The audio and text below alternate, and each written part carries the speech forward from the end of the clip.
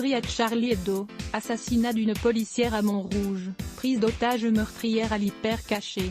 En janvier 2015, les frères Kouachi et Ahmedi Koulibaly sèment la terreur dans Paris et ses environs, et font 17 victimes.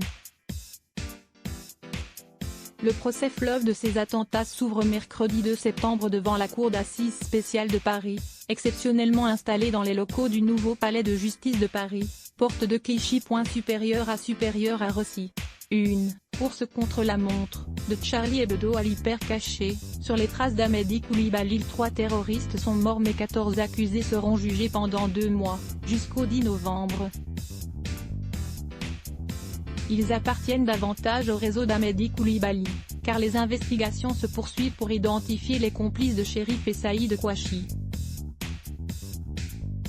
14 accusés seront jugés pendant 2 mois. Ils appartiennent davantage au réseau d'Ahmedi Koulibaly car les investigations se poursuivent pour identifier les complices de Chérif et Saïd Kouachi. Baptiste Boyer, Jessica Conguin, France Info. Sur les bancs des accusés, 3 personnes manquent à l'appel. Il s'agit des frères Belloussine et d'Hayat Boumediene, la compagne d'Ahmedi Koulibaly. Ils ont gagné la Syrie juste avant les attentats et seront jugés par défaut. Mohamed Belloussine a écrit la prestation d'allégeance à l'État islamique d'Ahmedi Koulibaly. Il a créé des adresses mail permettant aux terroristes de recevoir des instructions. Est-il le donneur d'ordre?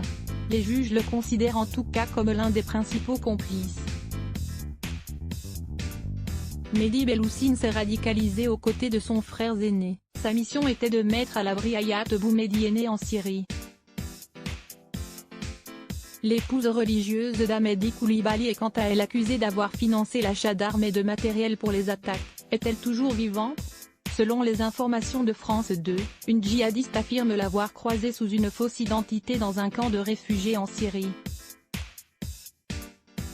Parmi les 11 autres personnes renvoyées devant la justice figure Ali Rissapola. Il est le seul, avec Mohamed Belloussine, à être jugé pour complicité d'actes terroristes. Délinquant radicalisé, Ali Rissapola connaît Ahmedi Koulibaly depuis 2007.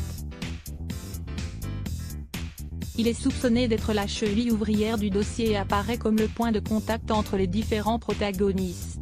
Certains accusés, comme Nessar Michael Pastor Al-Watik et Ammar Ramdani, ont rencontré Ahmedi Koulibaly en prison.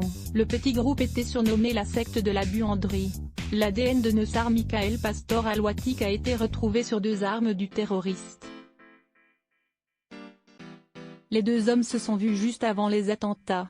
Ammar Ramdani est, lui aussi, soupçonné d'avoir fourni des armes à Ahmedi Koulibaly, aidé de 2 autres accusés, Saïd Maklouf et Mohamed Amin Far. Dans ce vol armes figurent aussi les Belges Michel Catino et Metin Karasular, ainsi que les Français Miguel Martinez et Abdelaziz Abad. Dans le volet logistique, on retrouve Willy Prévost, une connaissance de la cité de Grigny, Essonne, et Christophe Rommel. Le premier reconnaît avoir acheté du matériel et un véhicule pour Ahmedi Koulibaly. Mais pour lui, ce dernier préparait un go-fast ou un braquage. C'est la ligne de défense de la majorité des accusés, ils ignoraient les intentions terroristes d'Ahmedi Koulibaly. Un argument retenu pour Christophe Rommel. Seul accusé à comparaître libre, il est jugé pour association de malfaiteurs, sans la qualification terroriste. Les accusés risquent entre 10 ans de prison et la réclusion à perpétuité. Le verdict devrait être rendu le 10 novembre. À lire aussi sujet associé les blocs ADS. Why?